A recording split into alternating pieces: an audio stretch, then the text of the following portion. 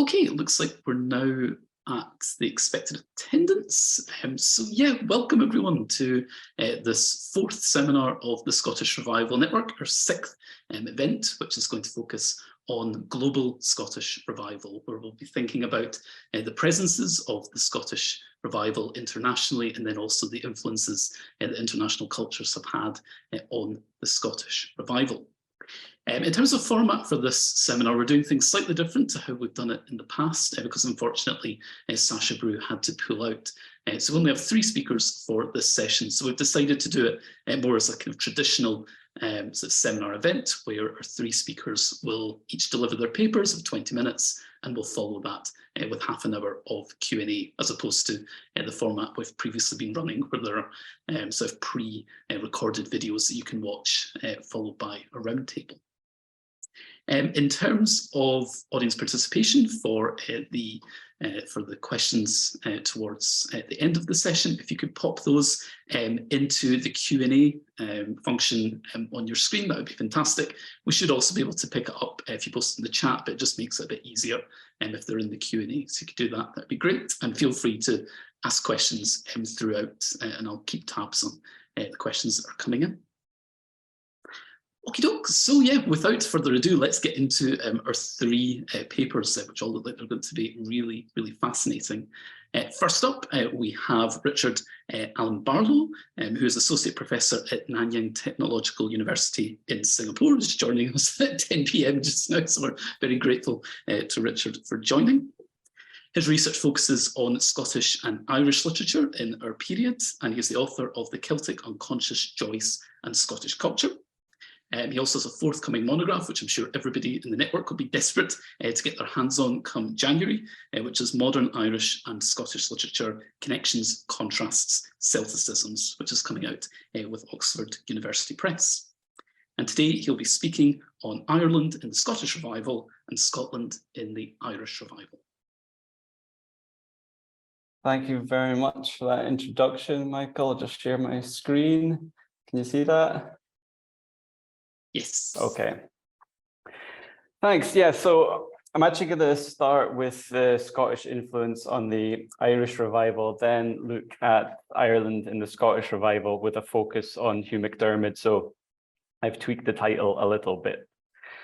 Okay, I think the major connections and tensions between Irish and Scottish literatures in the modern period begin with the publication of Macpherson's Ossian in the 1760s. I would suggest that Irish authors and scholars were simultaneously irritated by Macpherson's activities and creatively stimulated by them. Furthermore, the scholarly activity that arose in the years following Macpherson's Ossian laid some of the foundations for the Irish revival of the late 19th/early 20th century. For example, the setting up of the Ossianic Society of Dublin in 1853. While Ossian was a significant influence on representations of the Celtic nature of Ireland, or parts of Ireland, it was also the target of pointed criticism in works such as Sidney Owenson's national tale, The Wild Irish Girl from 1806. Toward the end of the 19th century, Ossian was ignored in W.B. Yeats's The Wanderings of Ossian, despite Yeats working within an Ossianic discourse set up by Macpherson and mid-19th century theorists of Celtic literature, such as Matthew Arnold, in texts such as On the Study of Celtic Literature from 1867. The Wild Irish Girl and The Wanderings of Ossian are part of a broader Irish response, including a wave of hostility from 18th century scholars and antiquarians, such as Charles O'Connor and Sylvester O'Halloran, to texts that had claimed Scotland as the original Celtic nation and the real home of the Fenian ballads. Connections and tensions between Irish and Scottish Celticists continued into the era of the Celtic revivals. For example, the Scottish author Fiona MacLeod was initially involved in Yeats and Augusta Gregory's Celtic theatre. Indeed, the theatre was named the Celtic Theatre rather than the Irish Theatre in order to include MacLeod. The theatre was also to produce plays written by MacLeod. In a letter to Fiona from January 1897, Yeats wrote that our Irish literary and politico-literary organizations are pretty complete now. Celtic plays would be far more effective than lectures and might do more than anything else we can do to make the Irish, Scotch, and other Celts recognize their solidarity. However, the Celtic theatre eventually became the Irish Literary Theatre, and they never produced any of MacLeod's plays. Fiona MacLeod was supposedly, I'm sure many of you know this, to quote Mark Williams, a self-sequestered Hebridean visionary. A great deal of work was produced under the name Fiona MacLeod in the 1890s and 1900s, with a number of MacLeod texts appearing in the Evergreen, the influential Edinburgh Celticist journal. In reality, Fiona MacLeod was, to quote Mark Williams again, the contrasexual or authorial persona of the Scotsman William Sharp. This secret was not officially revealed until Sharp's death in 1905, although Yeats and George Russell, or AE, had their suspicions much earlier. Sharp visited Ireland in 1897 and met Gregory at Tolira Castle in Galway, the home of Edward Martin. Discussing MacLeod and the Celtic theatre, Augusta Gregory commented that, I think the word Celtic was put in for the sake of Fiona MacLeod, whose plays, however, we never acted, though we used to amuse ourselves by thinking of the call for author that might follow one and the possible appearance of William Sharp in place of the beautiful woman he had given her out to be, for even then we had little doubt they were one and the same person. I myself never quite understood the meaning of the Celtic movement, which we were said to belong to. When I was asked about it, I used to say it was a movement meant to persuade the Scotch to begin buying our books while we continued not to buy theirs. The comment regarding the movement's supposed aversion to buying Scotch books is interesting, given the influence of work by figures such as James Macpherson, Walter Scott, Thomas Carlyle, Alexander Carmichael, and James Fraser on the Irish revival, as well as the contributions of Fiona MacLeod to the Celtic movement. George Watson has noted that, quote, Carlyle's ideas permeated much that Yeats read and heard because they were mediated in the work of Carlyle's enthusiastic Irish discipline, Standish James O'Grady, whom Yeats and others saw as the father of the revival, end quote. According to Yeats, but for the legend and history of the Highlanders, who are in all things of one stock with ourselves, Walter Scott could hardly have begun that great modern medieval movement, which has influenced all the literature and art and much of the religion of the 19th century. Until our day, the Celt has dreamed half the dreams of Europe. Also, John Butler Yeats read Scott's Lay of the Last Minstrel and Ivanhoe to Yeats when he was a boy.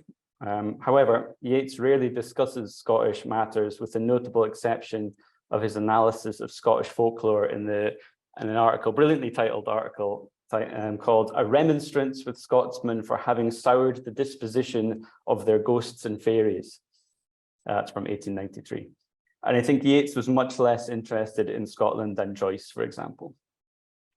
In the Irish revival as a whole, Scotland is either part of the world of ancient sagas and Celtic wonder, as it is in the work of Ella Young, for example, or as a distinctly un-Celtic space and the root cause of the supposedly un-Irish nature of the north of Ireland, as it is in the work of Catherine Tynan, for example. The tension between Gregory and Sharp was exacerbated by political differences. Daniel G. Williams has commented that, quote, Sharp's Celticism was deeply anti-nationalist. I think that's certainly true if the nation in question is Scotland. However, Sharp displays a great admiration for English culture in his work, and he was a nationalist of a sort, British unionism having the traits of nationalism, but with a focus on a multi-nation state rather than a nation, in contrast to Gregory's gradual development from unionism to Irish nationalism. This contrast reflects a larger division between the Irish and Scottish Celtic revivals. As Phil has commented, quote, in Scotland, the Celtic Renaissance was considerably less radical than its Irish counterpart, both linguistically and politically, end quote. However, I would say that Celticism combines with radical politics in Scotland in the 20th century. It might be said that while Gregory and MacLeod were both Celtic revival writers, for Gregory, the movement was not really Celtic, at least not in an international or pan-Celtic sense. It was specifically Irish. And for MacLeod, it was not really a revival, at least not politically.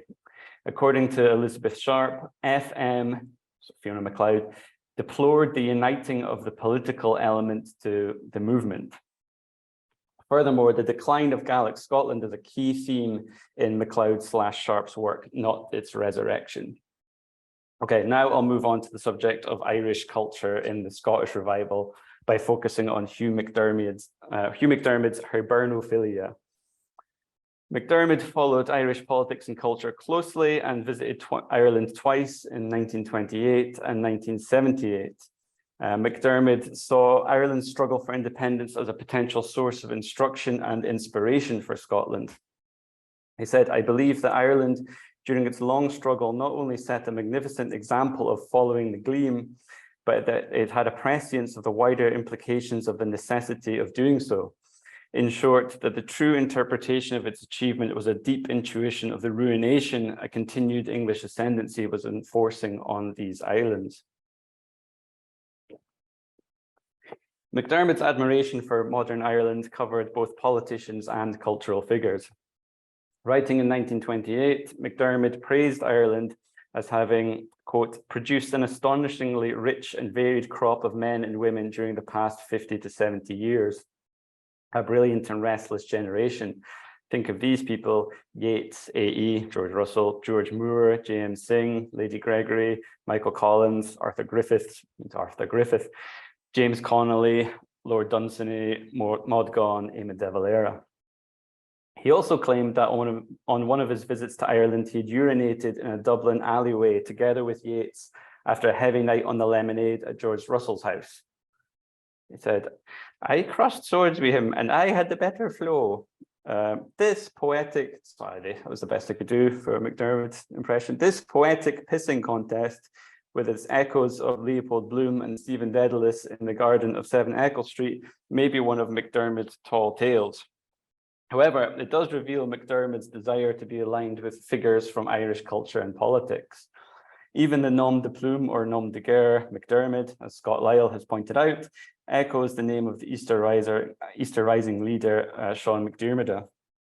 It is also probable that Hugh MacDiarmid was chosen as it has more of an obvious Celtic or Scottish ring and look to it than Christopher Murray Grieve, so a sort of nominative Celticism the poet has in common with Fiona MacLeod. MacDiarmid welcomed Irish immigration into Scotland at a time when anti-Irish sentiment was rife in sections of Scottish society. For MacDiarmid, Scottish anti-Irishness was, quote, a profound mistake. Partly this was because MacDiarmid saw Irish migration into Scotland as maintaining what he saw as the ancient Gaelic Commonwealth. MacDiarmid also imagined establishing a Celtic union in socialist Soviet republics. As has been noted by John Brannigan and Scott Lyell, of all the modern writers of the Atlantic archipelago, with the possible exception of Yeats, MacDiarmid is the figure most interested and invested in the concept of the Celtic world and of a Celtic revival. MacDiarmid's Gaelic Commonwealth, or the idea of a modern, united and resurgent Celtic front, is first expressed artistically in his book-length poem To Circumjax and Crastus, published in 1930.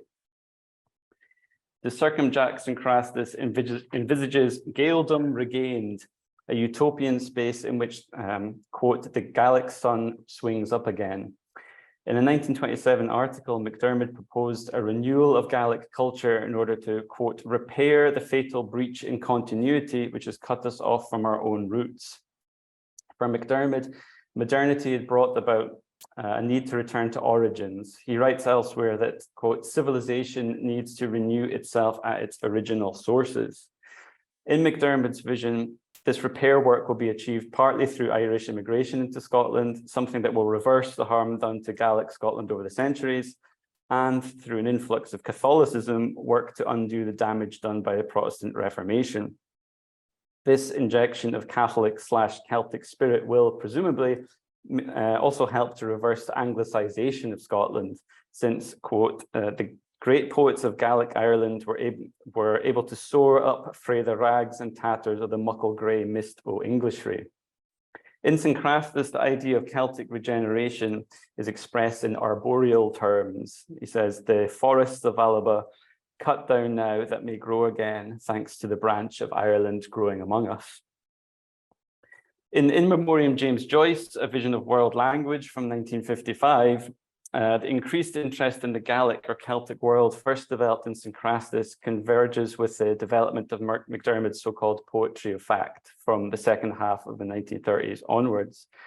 In addition, Joyce's death in 1941 gave MacDiarmid the opportunity to add further Celtic elements to the text through its dedication through a number of moments in which he addresses the departed Irishman. The work, complete with illustrations by John Duncan Ferguson based on Ogham, the early Irish system of writing, is a central text of MacDiarmid's modernist Celticism. MacDiarmid began work on what was to become In Memoriam James Joyce in the 1930s, i.e. before Joyce's death, but it was not completed and published until the mid-50s. Similarly to the personal links between the Irish and Scottish Celtic revivals, MacDiarmid had a number of contacts in Ireland, and as I mentioned earlier, he visited the country in 1928 and again in 78. However, Joyce was of course long gone from Ireland in 1928 and the two never met. Still, MacDiarmid felt a close affinity to Joyce and compared his own work to Joyce's in a number of articles where he praises his own work under a variety of false names. In Memoriam James Joyce is an anomaly in the long history of literary Celticism, since it is more interested in materialism and science than the spirit, in inverted commas, of the Celtic world. This is a neat reversal of the Arnoldian Celticism of the 19th century, in which it is the Anglo-Saxon world that is associated with rationality, the intellect, science, and materialism. Similarly to Circumjax and Crastus, In Memoriam James Joyce engages with what MacDiarmid calls elsewhere the Celtic genius. Despite its title, the relationship between MacDiarmid's In Memoriam James Joyce and Joyce's own work is fairly tenuous. Indeed, the book's title may have been a late addition when the project was virtually complete and designed partly to, as MacDiarmid put it in a letter, appeal to all Joyce enthusiasts. Furthermore, the text contrasts starkly to the work of the actual writer it is dedicated to. MacDiarmid's poem displays a confidence in the human capacity to understand and classify the world. This stems, I think, partly from MacDiarmid's own interpretation of Finnegan's Wake and of Joyce's work in general, that Joyce's texts are monumental displays of knowledge, which is a misreading in my view. MacDiarmid's language in Memoriam James Joyce is usually confident and direct, with little anxiety that language or text might not possess the capacity to faithfully represent or capture the world or reality. The book aims for, quote, the unity of thing and word, of feeling and its articulation, which is apparently the essence of poetry. In Memoriam James Joyce is the polar opposite of a Joycean lack of faith in knowledge and in the ability of text to contain, match, or express reality. In Memoriam contains a number of declarations of knowledge, understanding, and mastery of academic or arcane subjects. So we have phrases like, we who know, even as we delight in, and even as we know, or even as we know, so we have read, I have known, even as I know. Despite comparing himself to Joyce in a number of articles and dedicating a book to him, MacDiarmid's work is not Joycean in any substantial way. Aside from MacDiarmid's inability to work in a multilingual fashion beyond English and Scots, or his own synthetic Scots, Joyce and MacDiarmid have differing approaches to the relationship between text and reality, or between the word and the world. In Memoriam James Joyce is part of a small but revealing tradition of Scottish modernist elegies for deceased modern Irishmen. This mini-genre includes In Memoriam James Joyce and two Sorley MacLean texts, Ard Museum de Héireann, so the National Museum of Ireland, and Eguig Yeats at Yeats's grave. So I think there's a minor collection of mid-20th century Scottish poetry dedicated to dead Irishmen, Joyce, Connolly, and to a lesser extent, Yeats. MacDiarmid and MacLean write types of elegies for Joyce and Connolly, respectively, yet the Irishmen remain alive for the Scottish writers. This body of work, in which, to paraphrase MacDiarmid, Scottish modernists look at the shamrock, searches modern Irish history and contemporary Irish culture for examples and exemplars of sacrifice, dedication, and forms of artistic, personal, and political heroism. So to conclude, Before the advent of modernism, Scottish literature had a major influence on Ireland and Irish culture via Macpherson's work and the development of literary Celticism, and then through the influence of Walter Scott. There were close personal links during the Irish and Scottish revivals, including the Sharp Yeats-Gregory network, but also political differences between the two movements. During the early 20th century, the tide turned, and rather than Scottish literature influencing Irish culture, the energies of Irish politics and culture become a major source of inspiration, if not exactly instruction, for Scottish writers, especially Hugh MacDiarmid. All right, thanks very much. Well, thank you very much, Richard. And yeah, I'm sure that talk is going to nicely dovetail with some of the things that Jim's going to be discussing in the third paper. So yeah, hopefully a really good discussion is going to emerge from that. Well, thank you very much. And yeah, we'll move on without further ado to our second speaker, who will be familiar to many network members. That's Carla Sassi. Carla is Associate Professor of English Literature at the University of Verona, and she is also the convener of the International Association for the Study of Scottish Literatures. Her books are numerous, and they include Why Scottish Literature Matters, the International Companion to Scottish Poetry, Empires and Revolutions, Cunningham Graham and His Contemporaries, which is edited with Silka Stroh, and a number of publications in Scotland, Empire and Postcolonialism. Today she'll be speaking on European perspectives on the idea of revival or Renaissance. Thank you. Let me find the, okay, does it work? Yes, it does. Yes, there we go. Okay, right. Thank you so much. Well, hello, everyone, and thank you to the organizers for inviting me, and delighted to be part of this very interesting and inspiring series of seminars. And I hope I will be able to contribute usefully to the debate as it has developed so far. So my assigned task today is to bring a European perspective on the Scottish Revival Renaissance. I intend to focus on the Scottish Renaissance, that is the movement that spans the 1920s, between the 1920s and the 1960s, conventionally divided into two ways, and whose influence has stretched well beyond these decades, arguably to embrace the pre-devolution era as well. It is possibly a good idea to start by defining very briefly this perspective with 50 sovereign states and roughly 225 indigenous languages, not to mention numberless regions and nations within the states, and numberless dialects, which are very often as clearly distinguished as state languages are. The truth is that any single definition of Europe, including the one of the most resilient ones, the heart of the so-called Western world, will fail to capture or even to do a vague justice to the extraordinary complexity of the European pluriverse, a concept which could use to replace the Eurocentric notion of the pristine West. What has been labeled as Eurocentrism refers in fact to a conceptual apparatus or set of empirical beliefs that favors Europe over the rest of the world, and that was shaped mainly in the age of European empires and is still lingering in the world that we live in. This apparatus has been in fact largely generated by and centered on the same state nations which expanded their territory and political cultural influence by occupying neighboring regions and countries, as well as non-European ones.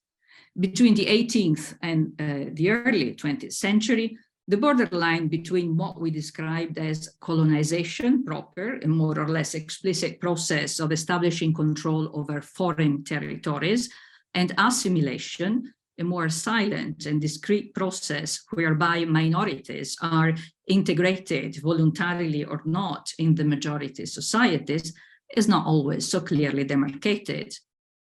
The imperialistic and centralizing ideology that dramatically reshaped world political maps in this period has arguably evolved in the post-war period into a less definite but nonetheless pervasive pressure of assimilation in the name of a centralizing internationalism or globalization, very much calibrated to the values and demands of the countries that have dominated economically and politically the world scene since the 18th century.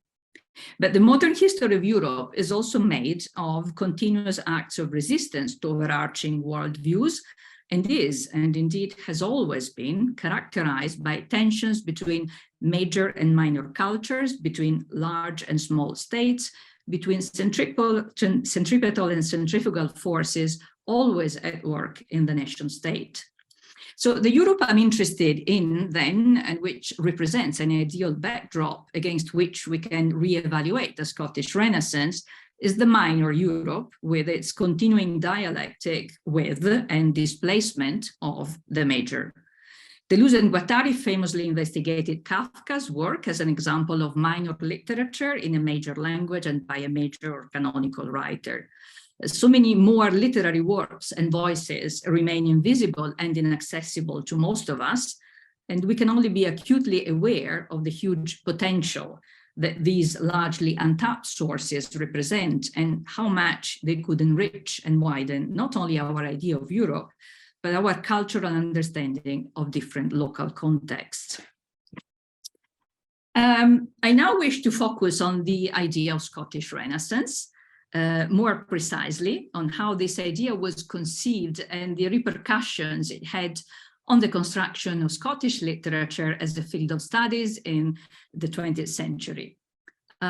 This critique will be then addressed not so much to individual texts or authors, but rather to scholarly interpretations and representations of literary Scottishness in this period. So I would like to make a few 4 concise points. The first pertains to the conventional idea of the Scottish Renaissance, still shared by many, if not all, scholars in the field, as a movement initiated and led by Hugh MacDiarmid. According to this quite resilient perspective, MacDiarmid is not simply the most representative or most canonical writer of this movement, but the measure against which other expressions of Scottish literariness are gauged, a presiding spirit, so to speak, who ended up informing much of 20th century criticism.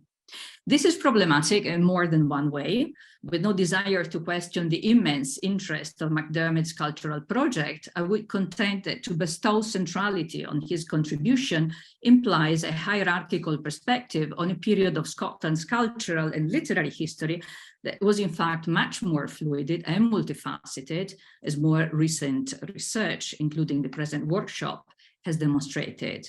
This equals more or less to the majorization of the minor, so to speak. A second concern regards the very notion of Renaissance, a term that, if used retrospectively, may indeed be employed, at least in theory, to acknowledge or capture the scope and depth of a cultural event.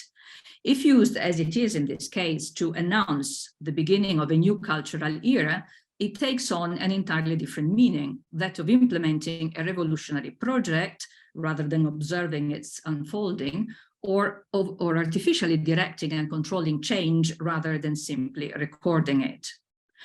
Third point, inscribed in the idea of Scottish Renaissance, there seems to be a romantic sense of irreconcilable localness and in great difficulty to relating to wider critical categories.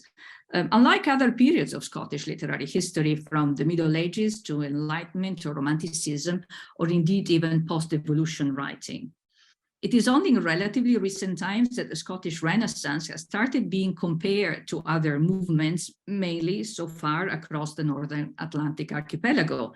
Michael Shaw's excellent fin de siècle Scottish Revival, extending its investigation to countries like Belgium and Japan, is in this and other senses a pioneering work. The fourth and last point, very much related to the third, the Scottish Renaissance does not travel easily, academically speaking. Outsiders will easily feel daunted by the only too often imperviously nationalist approaches privileged, unless, of course, they specifically engage with these approaches. I'm one of them. The bias whereby a Scottish literary work has to focus on Scottish issues, topics, or has to convey an orthodox vision of the Scottish nation has been discussed before by other colleagues. And it is one, not the only one to be fair, of the reason why this may be perceived as an inhospitable terrain for scholars not directly involved with them. Again, I would claim that it is not the localness of the Scottish Renaissance that affects its ability to speak across borders, but the fact that localness and its perceived uniqueness is not presented as comparable, as able to breathe a literary life of its own, and thus to be displaced, to be able to be displaced from the narrative of Scotland and re-embedded elsewhere in similar or dissimilar contexts. I'm fully aware, of course, of the complex and difficult and also immensely interesting political and cultural history of 20th century Scotland.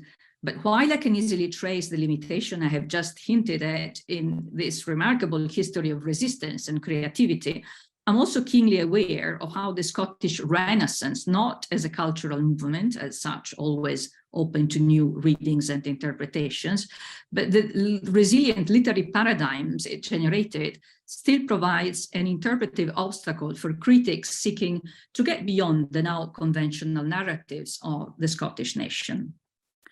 Now, back to Europe. In my short introduction, I have implied that minor Europe may easily, naturally provide a more hospitable territory for fruitful encounters, comparisons, but also for multidirectional displacements.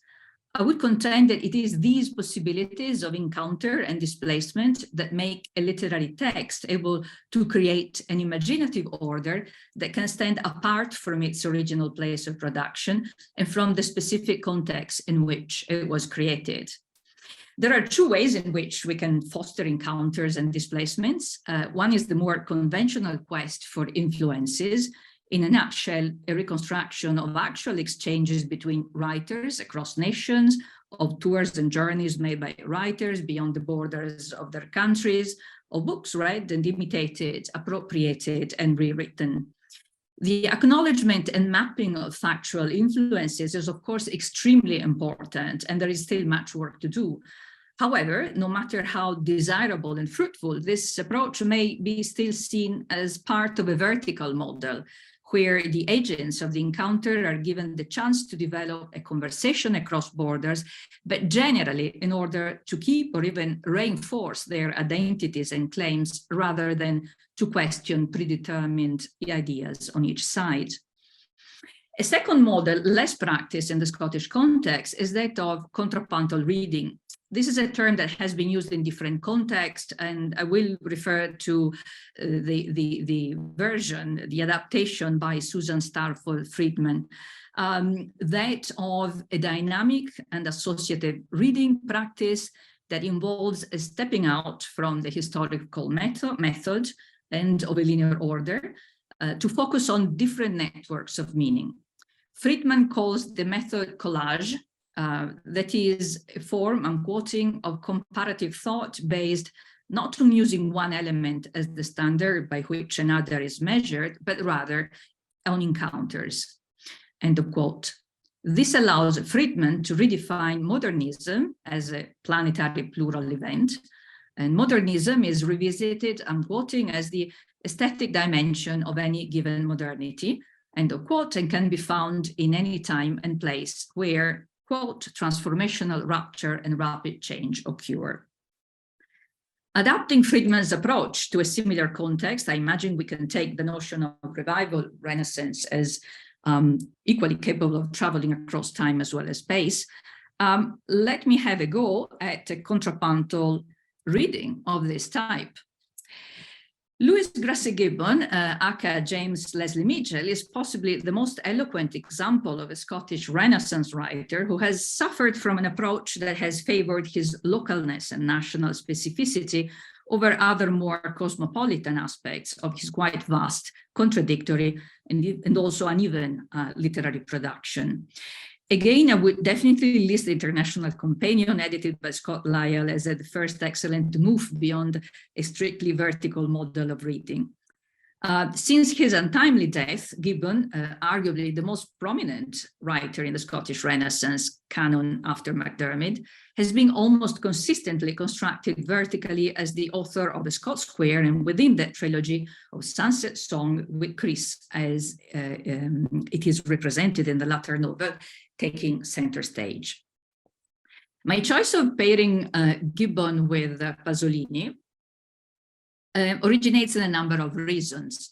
The most conspicuous being my lifetime profound interest in both writers, the most accidental, the extra time provided by COVID disruption that allowed me to reread and reconsider some of Pasolini's works. I'm sure that you're all familiar with this remarkable Italian writer, film director, and thinker. His work very much focused on and rooted in the specific and dramatic social and economic changes that swept Italy in the post-war and post-fascist era did make a worldwide impact. But perhaps none of you are aware that in the first part of his career, he devoted himself to the retrieval and reinvention of Friulian culture and language. Friulian, a Romance minority language spoken in Friuli in the northeast of Italy, was Pasolini's mother's native language. His father was from Bologna.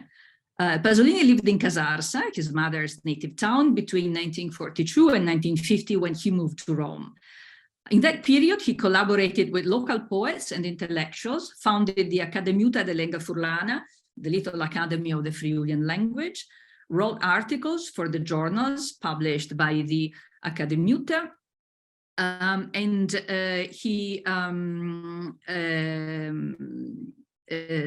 wrote and published some of its finest collections of poems in a literary, hauntingly beautiful Friulian, and he often engaged with and represented the peasant world of that region. And while he eventually moved away from Friuli, geographically and culturally, when he was trialed for seducing 3 boys, lost his teaching post, and was expelled from the Communist Party, his interest in the peasant world remained quite central in his understanding of modernity. The minor and minorities in all possible dimensions, language, culture, class, gender, defined all of Pasolini's work. It became a deliberate ideological lens through which he interpreted Italian as well as world history. Comparing the work of these 2 writers, I will refer to Gibbon's Scott Square and to Pasolini's Friulian literary output as particularly rewarding, if only a little risky. It provides us with an example of how blurring boundaries and forming analogies across time and space can allow us to identify connections and widen our understanding of individual authors and texts. Gibbon and Pasolini obviously never met and were unaware of each other's existence. They came from 2 different worlds and cultural frames, and yet there are non-linear ways in which we can compare their work. Again, let me proceed by concise points, just 2 of them this time. One, would either writer describe his work as being part of a revival Renaissance movement? Probably Pasolini would have rejected either term as too conventional. I'm not aware he ever used actually this term. And Gibbon was at least partly ill at ease with the discourse of the Scottish Renaissance as it was being shaped by his colleague MacDiarmid. But certainly both writers shared a nostalgic gaze for the past, an archaic past embodied in the peasant world. This is a world that they had come in contact with in their childhood, and that by the time they reached adulthood had reached the end of its history. In Scotland, the end had been accelerated by World War I. In post-war Italy, by what has been described as the quickest and most traumatic process of industrialization in Europe, different but comparable context. Also related to this, both writers pen haunting and memorable descriptions of the rural landscape of their respective regions. A nostalgic gaze is at work here too. But what is perhaps most interesting is that they deploy a similar strategy, whereby the synchronic horizontal image of the self located in a definite time and space and within a local community overlaps with the diachronic vertical image that links the subject to previous generations and eras.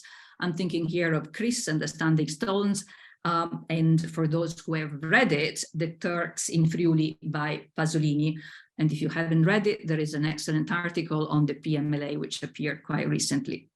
A text written in Friulian.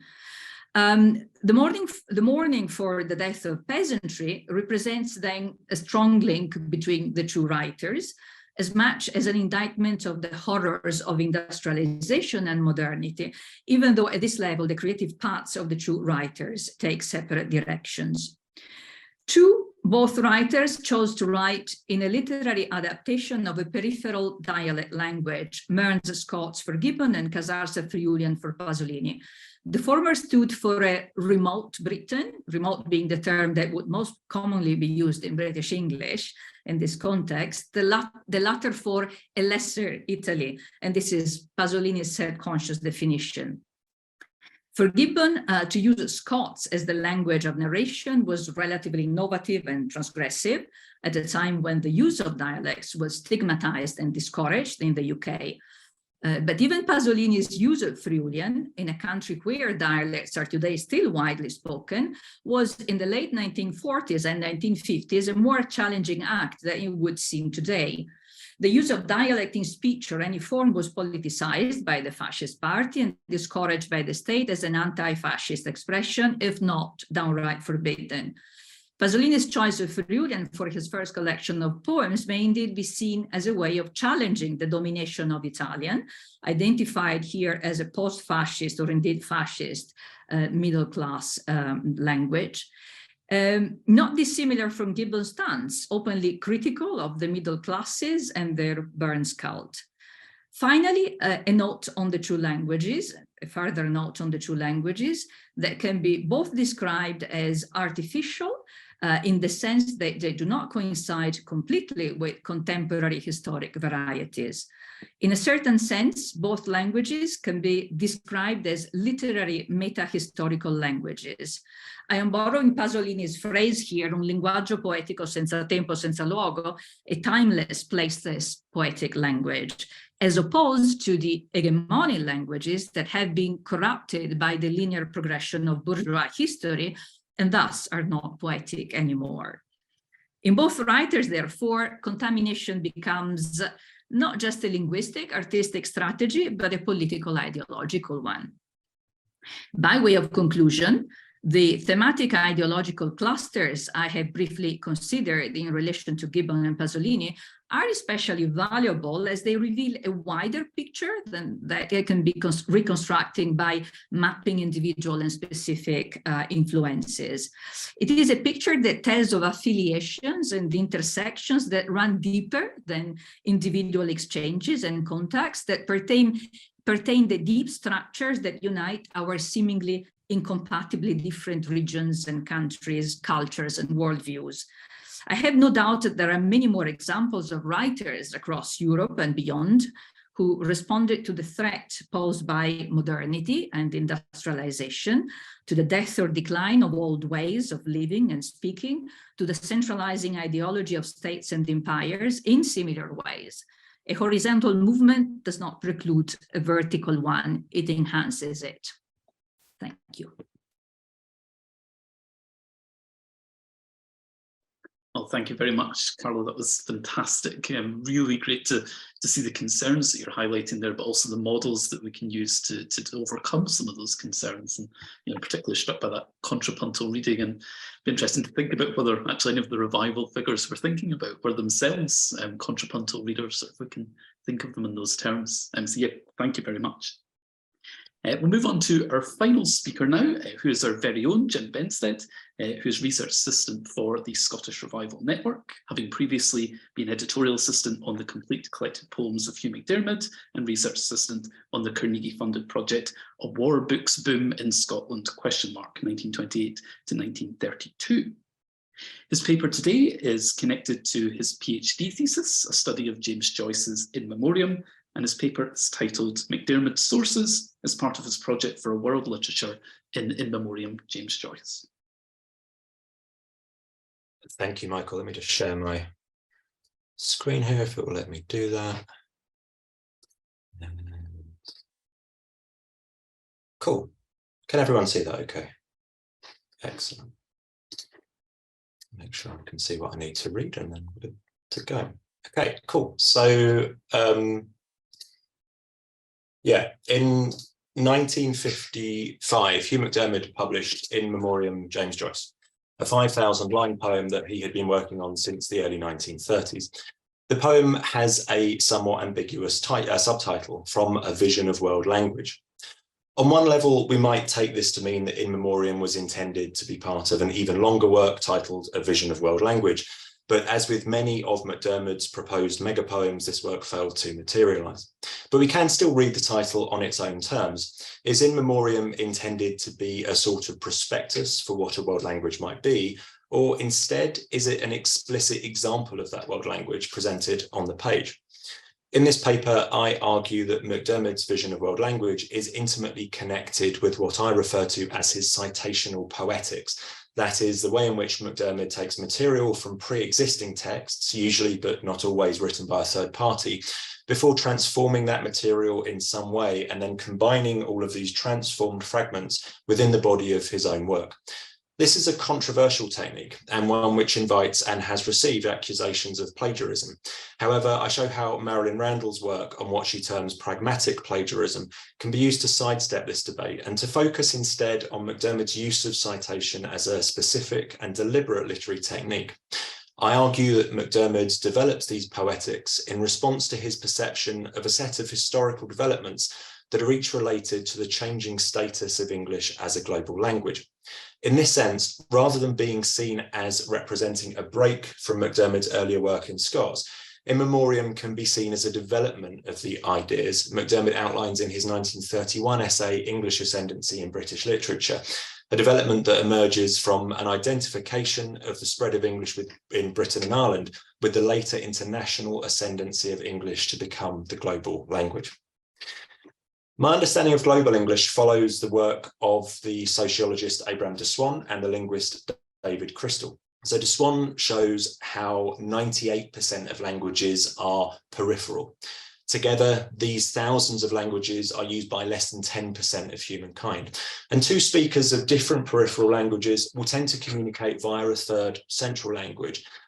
These are in turn connected by 12 supercentral languages. And above the supercentral languages, though, is only one hypercentral language that connects these languages below it, and that's English, which is the sole language of global communication in de Swan's term. David Crystal's work, on the other hand, is concerned with the historical context within which English has achieved its particular hypercentral position and its resulting unique status as a global language. On one hand, Crystal contends that the rise of English as a specifically global language, as opposed to a merely international one, largely took place in the second half of the 20th century. However, he's clear that the rise of a global language was specifically predicated on the economic globalization of the 19th and 20th centuries, which was itself supported by the new communication technologies, telegraph, telephone, and radio, and which led in turn to an explosion of international marketing and advertising and unprecedented levels of power for firstly the press and then for the broadcast media. As for In Memoriam itself, responses to the text's alleged plagiarism tend to fall into one of two camps. A reader who becomes aware of the techniques that MacDiarmid has used in his work might perceive that work to be of reduced or even no literary value. Alternatively, a reader might view the work MacDiarmid has done in selecting and transforming his source materials as constituting some form of originality. Although in this sense, the provenance of the words on the page is immaterial to the text's literary value. Marilyn Randall's understanding of plagiarism differs from all of these positions in the way that it actively engages with what Randall terms textual repetition and then teases out the theoretical implications of that practice. Indeed, Randall observes that plagiarism is not an immanent feature of texts, but is instead the interpretation of this textual repetition within a set of what she terms social, political, aesthetic, and cultural norms and presuppositions. An interpretation that can cause potentially plagiaristic texts to be considered great works of art, or to lead to their creators being censured and condemned. She then goes on to develop two theoretical implications of this approach, each of which is relevant to a different aspect of In Memoriam citational poetics.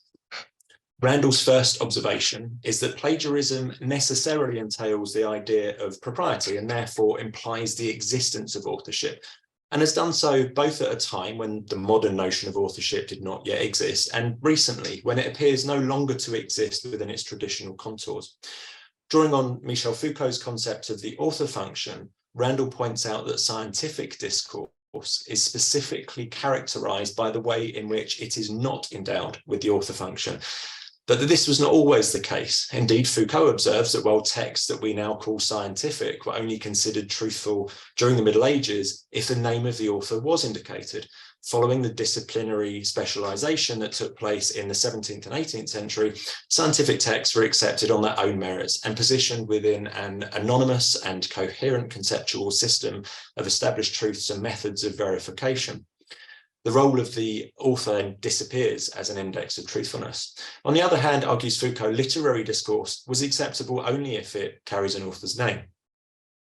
The second way in which Randall develops the theoretical implications of textual repetition provides a framework within which in memoriam citational poetics can be connected with global English and with the colonial histories that underpin that phenomenon. Randall traces the history of the metaphors used to describe plagiarism and observes that while plagiarism has continuously been seen as a form of conquest, conquest has not historically always been seen in the same ethical light. The way in which a society views conquest therefore goes some way to determining how it views plagiarism.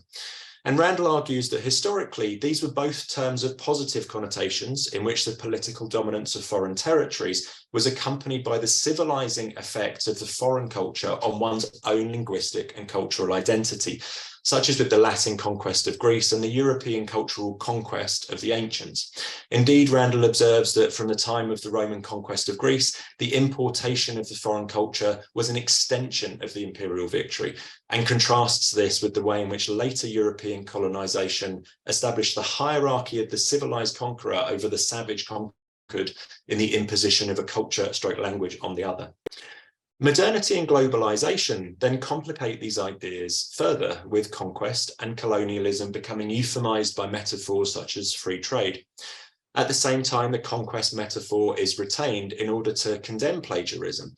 Randall observes that accusations of cultural imperialism challenge the right of an author to appropriate material from one cultural context into another and defend the authenticity of voice in cultural expression. In this new context, Randall argues that plagiarism can in fact be deployed as a positive antidote to the evils of cultural imperialism that extends to offer a general critique of power and property in diverse contexts. Randall describes this new form of textual repetition as guerilla plagiarism, a technique that is deployed by the post-romantic appropriative artist, even though they are aware that this is not the proper way to be creative. Randall goes on to frame this within the work of Jean Baudrillard, Linda Hutcheon, and Frederick Jameson.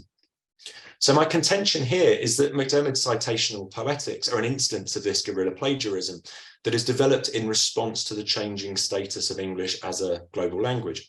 But how does this connect with MacDiarmid's development of his own vision of world language? Well, we can answer this question in two ways. Firstly, with reference to what MacDiarmid himself took world language or world literature to mean, which we can establish via MacDiarmid's stated views on the subject. And secondly, by reading those sections of In Memoriam that can be taken as referring to global English. So MacDiarmid develops his understanding then of world literature in part as a response to the way he perceives poetics to have been problematized by technological modernity.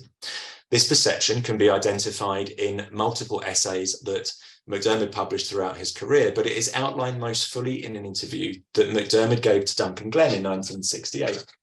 In that interview, MacDiarmid argues that the whole atmosphere of modern life, particularly urban life, has no past. There's no analogue in the past at all to the present state of what MacDiarmid terms over-scientification, a state that most of us still try to interpret in terms of a philosophy or an idea of life and so on that was itself pre-scientific.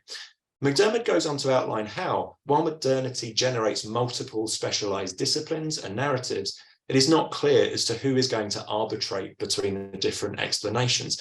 His answer, however, is unequivocal. It is the poet only who will arbitrate. Elsewhere in MacDiarmid's prose output, a three-part framework can be discerned for the new poetry that might emerge as part of this proposed poetic revival. This new poetry will be heroic, epic, or put most simply just long, and it will also incorporate scientific discourse. But most relevant to my focus here is the way in which the arbiter poet should produce world literature. MacDiarmid's understanding of this term in his later prose brings together Goethe's idea of a literature of all times and languages that illustrates the idea of the unity of all mankind, and the extensive historical literary compendium of the interacting influences in literature among nations of Maxim Gorky. And it can be traced, moreover, back to 1927, where MacDiarmid's first use of the term as a world literature occurs in Albin, in the context of modernist language renewal. This in turn connects MacDiarmid's understanding of world literature back to ideas expressed in his 1923 essay, A Theory of Scots Letters, and the work of Joyce, Lawrence, Proust, and Dostoevsky. Indeed, this connection is maintained in the author's notes at In Memoriam, where MacDiarmid argues that a world literature, one that assumes that the world is an indivisible unit, and which takes planetary life as its subject, has emerged in the form of the modernisms of The Wasteland, Finnegan's Wake, and the Cantos. This understanding of world literature provides a framework within which we can read three passages from the first section of In Memoriam, in each of which the text speaker opposes ideas that can be identified as being related to global English with a new poetics that has many of the features of this world literature.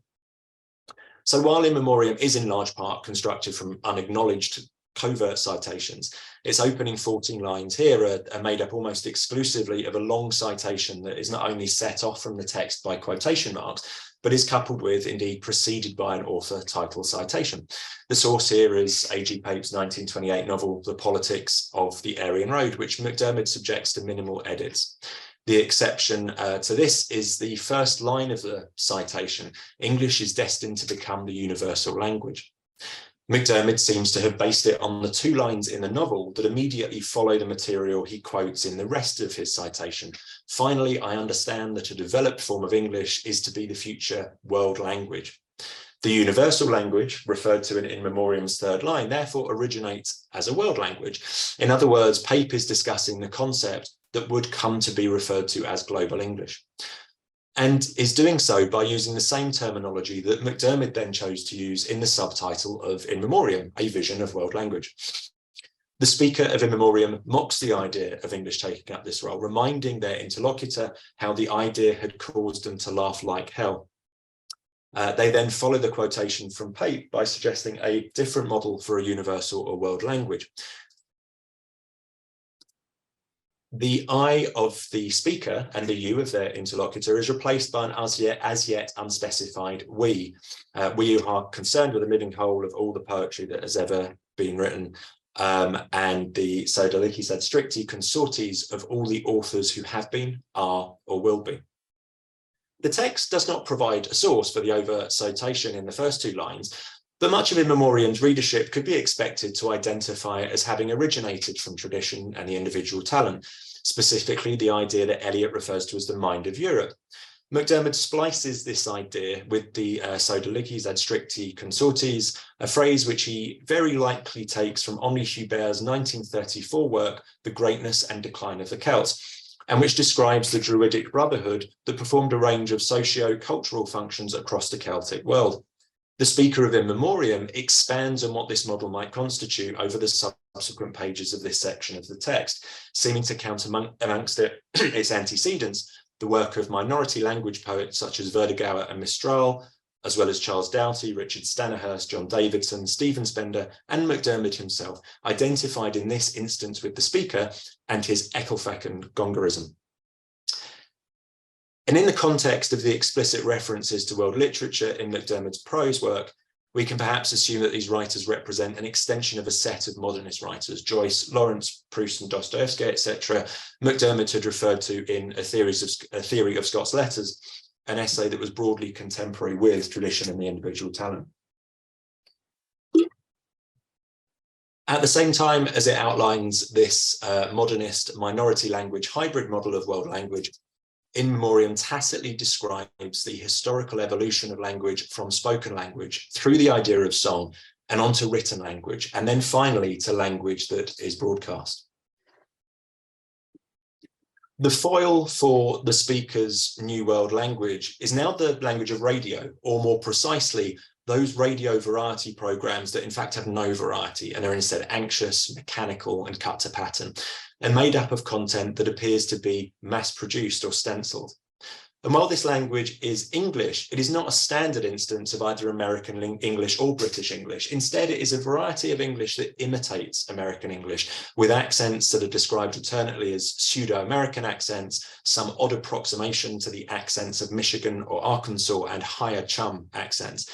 This echoes the way in which global English developed during the 20th century in parallel with the development of the United States as a global superpower, and facilitated by the popularization of radio broadcasting, a technological development that was especially important in this context, as while literacy in the UK and the US was close to 100% when MacDiarmid began working on In Memoriam, global literacy was only around 1/3, rising to around 60% by the 1960s. In Memoriam explicitly presents itself as a response to this Americanized radio English. So these 9 lines here make use of 6 European languages to describe In Memoriam, a poem whose uniqueness leads it to be referred to as a hapax legomenon. Other aspects of the description suggest that In Memoriam is intended as a game or entertainment, and it alludes to its citational poetics by suggesting that the text is generated through the arrangement of cast-offs, and is an example of poetic scordatura, a musical term that describes the non-standard tuning of an instrument.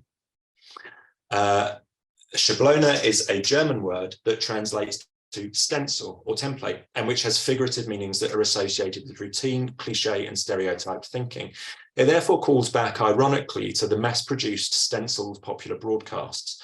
With this connection established, scordatura suggests a pun on the retuning of a musical instrument and the retuning of a radio. In Memoriam expands on its proposed world language again towards the end of its first section, reinforcing the connections between this world language and the text citational poetics. Here, the foil for that world language is not English as it exists, as in the quotation from Pape at the start of the section, nor Americanized radio English, but with basic English, the simplified version of the language developed to serve as an international medium of communication. The speaker of In Memoriam contends that BASIC betrays, or rather displays, the magnificent insularity which is the pride of the Anglo-Saxon mind, and goes on to argue that the adoption of English as the supranational language would imply the acknowledgement of Anglo-Saxon supremacy. Instead, an auxiliary language must be clear from any threat to the economic, moral, cultural, social, or political status of any person or any people. Moreover, it must carry no implications of intellectual, technological, or other domination. The speaker concludes that all dreams of imperialism must be exorcised, including linguistic imperialism, which sums up all the rest. So the immediate suggestion in these lines is that the needs of the modern international community would be better served by a multilingual constructed language, such as Esperanto or Interlingua. But the scope of the world language proposed here is not limited to a general multilingualism derived from the vast international vocabulary. The repetition of the term imperialism calls back to the only other use of this term in the first section of In Memoriam, around 50 lines earlier. Here, the response to imperialisms is not constructed from the vast international vocabulary, but at the intersection of fusion point between science and art. And the speaker expands on this in 2 subsequent passages where they describe, first of all, a language, a poetry that is in keeping with the new quantum mechanics, and a poetry in keeping with the human nervous system. In these passages, the speaker segues from describing a language to describing a poetry, thereby closing the gap between the world language that is referred to in Memoriam subtitle and the world literature MacDiarmid refers to elsewhere. The world language suggested in Memoriam subtitle is not simply a means of communication intended to displace global English, but a poetry, indeed a poetics, created in response to globalized modernity and its social, political, and technological roots and effects. This poetics is, of course, intended to be multilingual, but it is also interdisciplinary and generalist in the way that it draws on scientific sources. A necessary feature in any poetics that is attempting to respond to the linguistic and cultural needs of a world whose interconnectedness has been determined and driven by science and technology. But how can this world language or world poetics be realized? And is in memoriam best thought of as the realization of those poetics, or a schema that outlines how they might be realized? Well, it's difficult to imagine any individual who'd be able to write in this language. Indeed, in Poetry and Virtual Realities, Edwin Morgan has contended that works such as In Memoriam reveals what was quixotic about MacDiarmid's ambition, that no single mind in the 20th century could have a grasp of the sum of knowledge as Lucretius and Leonardo da Vinci have had in their times. And from a linguistic point of view, at least, MacDiarmid seems not even to attempt this. Indeed, while In Memoriam's subject matter is often obscure and sometimes arcane, the linguistic presentation of this subject matter is, generally speaking, lucid and easily intelligible. A reader might find it beneficial to cross-reference the text with the source materials MacDiarmid used in its composition, or to look up some of the more obscure proper names. But to fluent readers of English, much of In Memoriam James Joyce is largely comprehensible in a way that the Scots lyrics or a drunk man looks at the thistle might not be without access to a glossary of Scots terms, or On a Raised Beach might not be without access to Chambers' 20th century dictionary.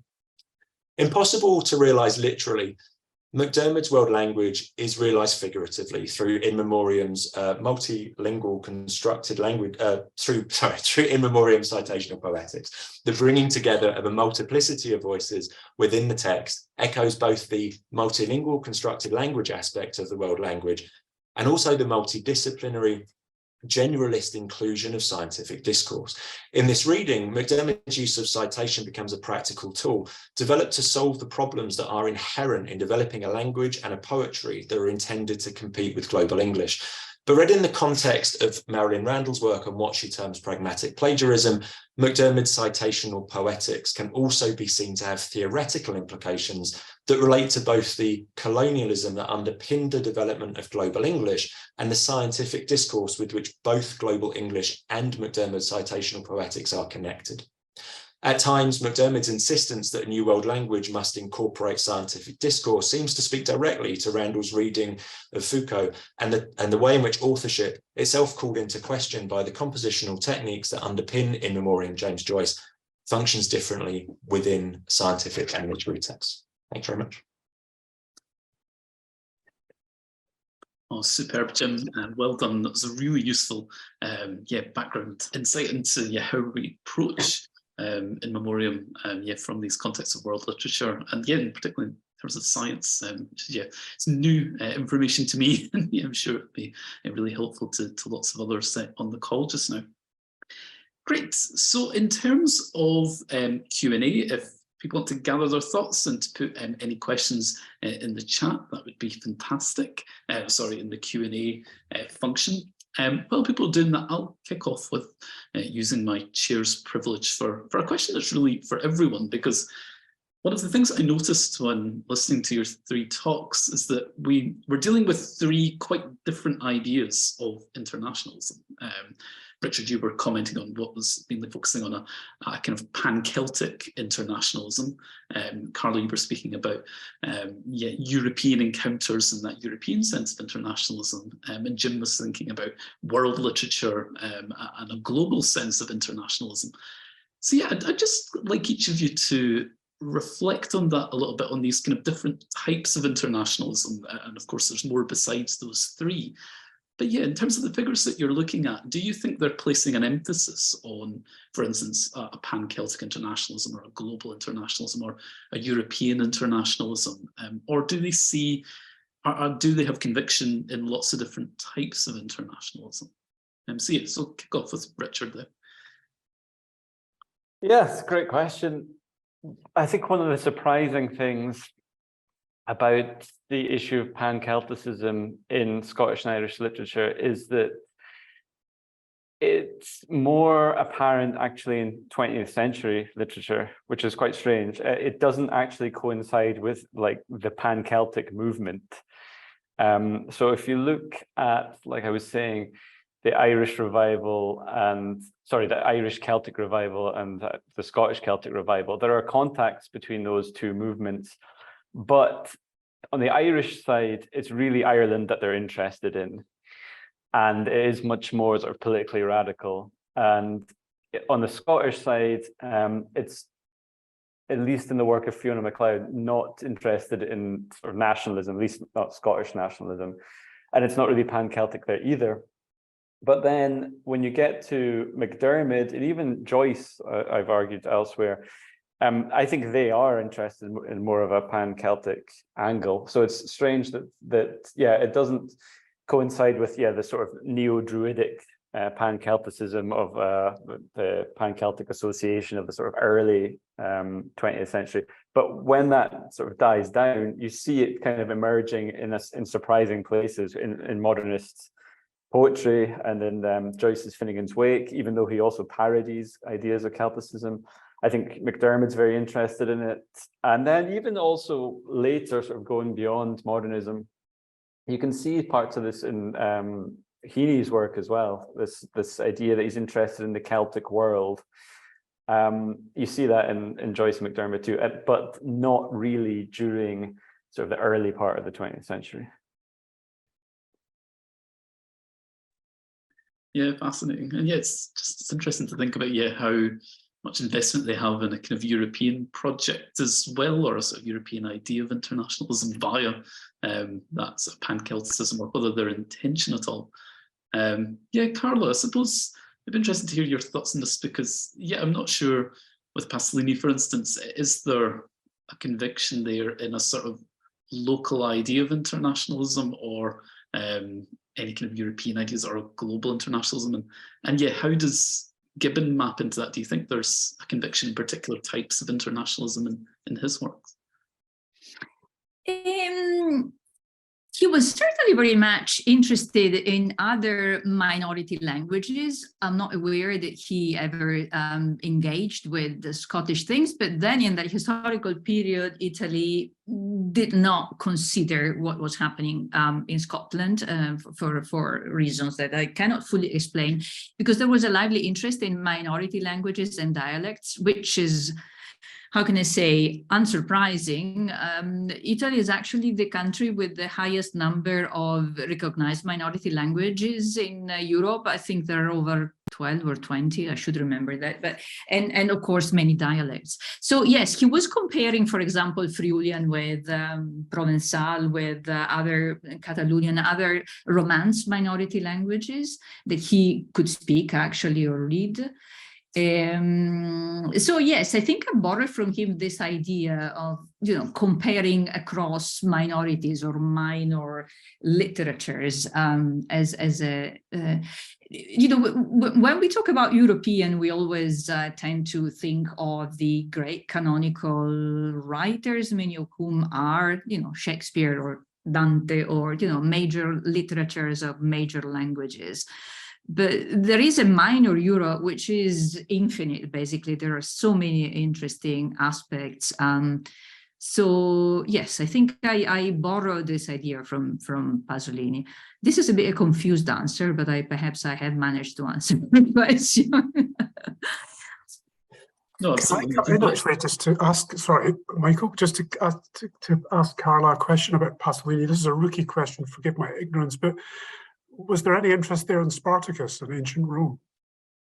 Good. Not that I'm aware of. He was not really, I cannot think of anything. Pasolini wrote a lot, so much extensively. You know that he moved in Rome, but he was not really interested in Roman antiquities or Roman history. He was more interested in the working classes. He was really he focused mainly on modernity. And the impact that it had on Italy. From there, he moved away from Italy, as you probably know, in other, let's call them third world countries, India, especially. He wrote about India, Africa as well. But I'm not aware of Pasolini dealing with Spartacus. I couldn't be 100% sure that he never did. But yes, that would be an interesting connection. I see what you're getting at, yes. Yeah, and actually, Murder's just posted a question in the chat. So, Jim, feel free to either respond on thinking about the different types of internationalism that MacDiarmid's invested in, or indeed Murder's question here, where he said, I presume MacDiarmid discussed with J.D. Ferguson the use of Ogham and the illustration. Yeah. Have you come across any correspondence about that? Mad, I'll answer your question first. That's okay. No, I haven't. I was just pulled the books off the shelf as well, and there's nothing that I can see directly in the letters or the new selected letters. But there is stuff in there that suggests there might be some correspondence. I do wonder if there is some stuff in the long lost kind of McClellan archive. Essentially, the publisher of In Memoriam, James Joyce, Bill McClellan, goes out of business at some point in the 60s, and the archive for that has been lost, potentially with the manuscript for In Memoriam. About a year ago, some of the papers that I've been on various wild goose chases with this thing and basically gave up. A year ago, there was an auction listing that showed some of the papers that are from this archive. So it is somewhere, and if that can be traced, that may be a source of it. But yeah, I'm not aware of any correspondence, but I mean it may, of course, sort of be there in the NLS or Edinburgh. In terms of kind of MacDiarmid's internationalism, I guess kind of one place to start with that is his nationalism, and how those two terms are often presented in kind of stark opposition to each other. But I mean, as of course he said himself, you have to have a nation to be internationalist about. And I think even his kind of supposedly earlier nationalist texts, if you like English Ascendancy in British Literature, that speaks a lot, and I think this runs through his thought, of the existence of a nation within a multinational context. Scotland, the nation within Britain, the UK, whatever. And I think it is then really interesting then, and I've not kind of properly traced this out, but I'm really interested in the continuity between the early work and the later work, which are often considered to be entirely kind of separate. One of those continuities, to me, seems to be this projection of saying, okay, well, MacDiarmid identifies locally that the English ascendancy, linguistically, culturally, within Britain and Ireland, has caused various kind of issues that he attempts to address. And that seems to be also the bedrock of his internationalism, because there's a process that then occurs from the 1920s onwards through broadcasting and all the rest of it, where global English, which really does not exist when he's writing the work in Scots, comes more to the fore and gives us the world that we've got now. So yeah, it's that the way that MacDiarmid's career can be seen to like problematize these ideas of what nationalism and internationalism mean, perhaps. Great. Yeah, I just wanted to return to a question that Daisy asked Carla and Carla. So that you've answered that in the Q&A, which is, yeah, if there's been any Italian translations of Sunset Song. And yeah, I just wondered if it might be useful for other people to hear about that. I just wonder if you could tell us a bit more about that translation. And there's only one translation. There's only one translation. It was published 10 years ago or something by a colleague, and I think he did a very good job. His choice was to use standard Italian and then to look for a few archaic words here and there, but no association with any specific minority language or dialect. We discussed that, and I can understand actually his choice, because it would have seemed very strange in Italian. You can pick up Sicilian or Friulian or Sardinian. And you would immediately associate them with the actual place, and it just wouldn't work to have a Scottish peasant speaking in Sicilian or in Sardinian. I side with that. It's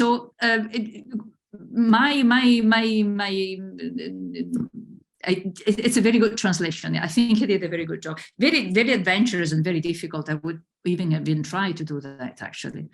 It's a very difficult choice, but yeah, there are different ideas. I've discussed that with another friend, Gerda Stevenson. Her Quines has been recently translated into Italian, and that was also translated mostly standard Italian. And she was a little bit disappointed, and I sided with the translator because I said it's very difficult to make that choice. Dialects are associated with local cultures, and it's difficult to do that. It's difficult to do that. Not impossible, perhaps, but yeah. Yeah, great. And raises that question of, sort of how would Pasolini have translated Sunset Song? Oh yeah, who knows? John Corbett also posted in the Q&As a question for Jim. He said, thanks to all speakers for your talks, really rich papers and lots of food for thought. I wanted to pick up on Carlo's mention of collage and apply it to Jim's defence of citation poetics. The selection of citations suggests the importance of past and archaic civilizations and modern science as resources for addressing the problems of modernity. Is the use of the modernist collage a way of harnessing ancient civilizations and modern science to ground Celtic mysticism in hard fact? Is that one for me? I think so, yeah, but kind of, it's something that anyone can chip in. It may be. I think the issue with MacDiarmid a lot of the time is he'll say he's doing one thing and then you read the text and it's not quite there, and often the thing that he's doing might end up being more interesting than the thing that he's said he's done. And then I think we have decades of critical work where some of it has maybe not been as skeptical about MacDiarmid's own stated positions, and has really taken him at his word a bit too much. But I do think that he really spots something quite profound when he says that the world that we live in now is fundamentally different from the world that we had before. And that world that we had before, I don't think he really says this, but I think it's implied, has much more of a continuity going back and back and back. And then there are these series of ruptures with kind of modernity and international capitalism, really. And what do you then do when you have these series of specialized discourses? You can't turn the clock back and say, well, we're not going to have those because the world is dependent on them and we're all dependent on them all the time. So how does the individual then, how can the individual be helped by art to navigate that space? And I think that's what he's saying, that the poet then comes to arbitrate between all of those things. We can maybe draw out individual or specific meanings from the sources that come through, and the meaning that you've drawn there, yeah, certainly seems to work. But I tend to look more on that sense of navigating through a radically different kind of cultural landscape, and how we need a new kind of poetry to do it. Whether he succeeds in delivering that or not, I'm not sure, but I think that's where he's aiming for with it.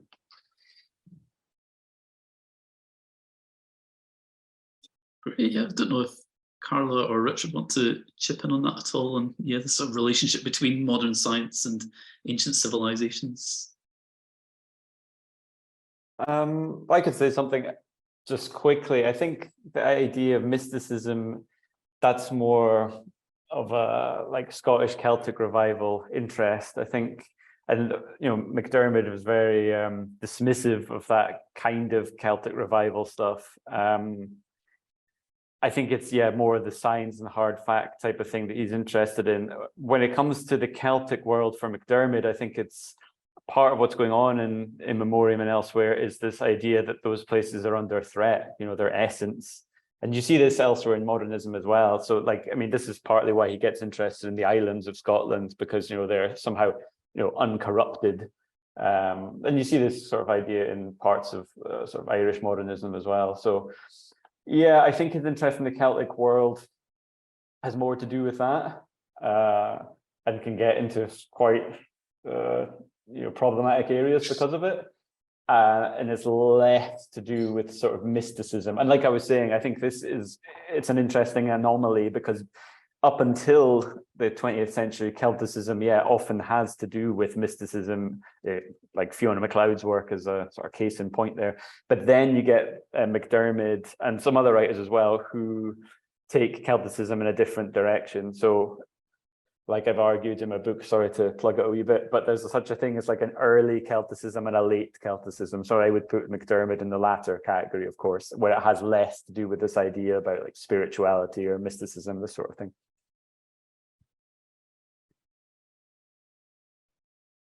suppose these ideas they speak, just to go back to John's question, it's related to developments in occultism and spiritualism and mysticism at that time, where they are trying to ground themselves in science as much as possible. And yeah, very much with occultism, it likes to think of itself as a science and try to destabilize the spirit science binary. OTC Daisy's noted that Sunset Song is translated into standard Chinese. That's a really interesting detail. Might be worth passing that on to Boslet, who are sort of compiling a database of the translations of Scottish texts into various international languages. We've got a super long comment, it says at the end, from Erit. I'll just read through this just now. Thank you all for your interesting papers. A broad, vague question coming from my new research interest, putting early 20th century Estonian, or Baltic more broadly, women's writing into transnational modernist contexts. And the more I think of it, the more intrigued I am about comparing Estonian 20th century situation in literature to Irish, Scottish, Welsh situations in literatures. So the question, I'm interested in what parallels and new angles there might be when we compare the Russian Empire's rule over Estonia and other Eastern European regions to British rule over Scotland and Ireland and Wales. Do any of the speakers know if there is work exploring these regions in comparison, or do you think there's something worth looking into? Oh, very big and interesting question there. And I suppose it's going back to Carla's point on kind of contrapuntal readings, and if these relationships can be explored by fruitful comparison with other countries and other countries' relationships. Yeah, does anyone know of sort of comparisons? I remember coming across actually a study which was very interesting. I do not remember the title, but it would be easy to find it. There has been a post-colonial approach investigation of the former Soviet empire colonies, and obviously it works very well. So yes, I mean that there are many. I can see. I mean, I don't know obviously much about Estonian literature, but I can see there are certainly many assonances and intersections at a glance. For all that I know of the history of that country, it would be fantastic. I hope this. I haven't read the name anyway. This gentleman or lady is going to work on this because it would be very interesting. But there has been work done on the post-colonial side. That's I'm pretty sure, especially around on the Baltic countries. Yeah, that's fantastic. Can I ask something? Perhaps I shouldn't, but there is are we happy to use the term internationalism rather than transnationalism, which is more commonly used in context where we discuss modernism and modernity? Usually, it's a question. Obviously, it's not anything else than a question. Are we happy with the term? I've noticed that most speakers, and you as Michael as well, prefer to use internationalism rather than transnationalism, which I would use actually in this context, but it's two different concepts. So, it's a really important point to stress that, yeah, two concepts it's quite easy to use interchangeably. Just to go back to the point from Erit, someone's work that might be worth looking at is Anna Vanenskaya's work. She's done work on the relationships between Scotland and Russia in this period, so that might help in developing any comparative analyses there. I was going to say, I think this is in memoriam, probably Jim would know better than me, where MacDiarmid starts talking about how the rise of Russian power needs a counterbalance, and that can only be like the Gallic world. Yeah, it's the idea kind of evolves in the 20s, but then it's explicitly stated there. I think he then cites himself in memoriam James Joyce, just translates it, so it's both. Yeah. Yeah, so that's perhaps something Erit might want to look into. Yeah, this idea that MacDiarmid has, that there will be a balance of power between a kind of Gallic/Celtic, like re-emerging power, and that will somehow balance Russian power in the 20th century. It's an interesting idea. That's fascinating. We are just about out of time, but we've got one final question from Alan Riek, which I'll just read out just now. Said, terrific papers, everyone, many thanks.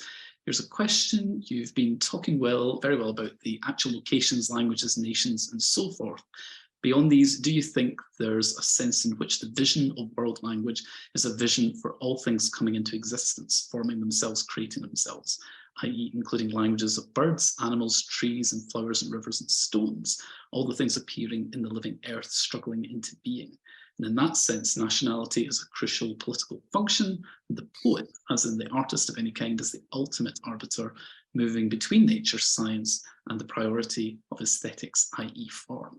Ooh, another big challenging question. Who wants to take a stab at it? I'll have a go.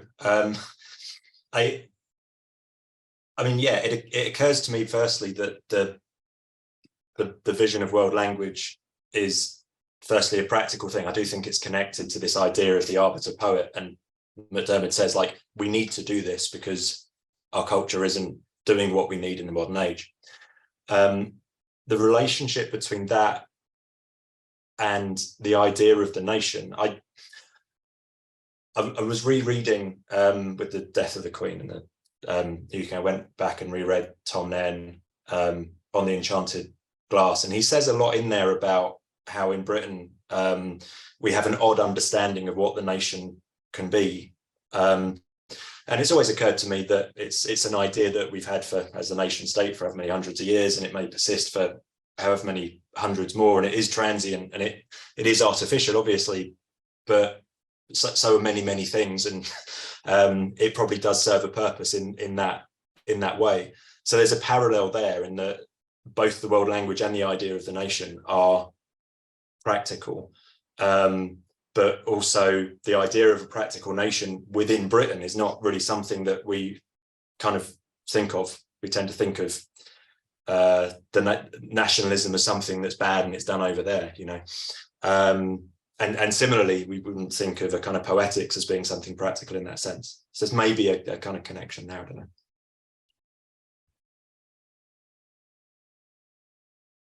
Great. So yeah, it's a really important thought, I think, from Alan, and how we can think about sort of the global as not simply an anthropocentric global, but yet does a poet have a role in articulating those forms of transnationalism? Fantastic. Well, thank you very much, first and foremost, to our speakers for 3 really fascinating papers that stimulated lots of discussion and ideas. Yeah, virtual round of applause to all of our speakers. And for their contributions to the discussion. A huge thank you to everybody for coming along and for contributing your questions. We know this is a really busy time of the year, so it's great that you've managed to find the time to come along. Our final SOBS event will be the revival and the national movement, which will be on the 19th of January at 5 p.m. That'll be taking place online, and we'll be hearing there from Alan Reich, from Paul Malgrati, and from Francis Fowles. So yeah, promises to be another great event. Jim has put a link to the event in the chat. If you're a member, you'll already be signed up, but for anybody who's joining us today and is not a member of the network, via that link you'll be able to join us on the 19th of January. So yes, anything else I need to mention? Scott, Jim? We will advertise the final event subsequently as well, but yeah. Great stuff. Well, yeah, thanks again, everyone, for joining. And yeah, hope you all have a great Christmas period. And yeah, we'll see you again in January.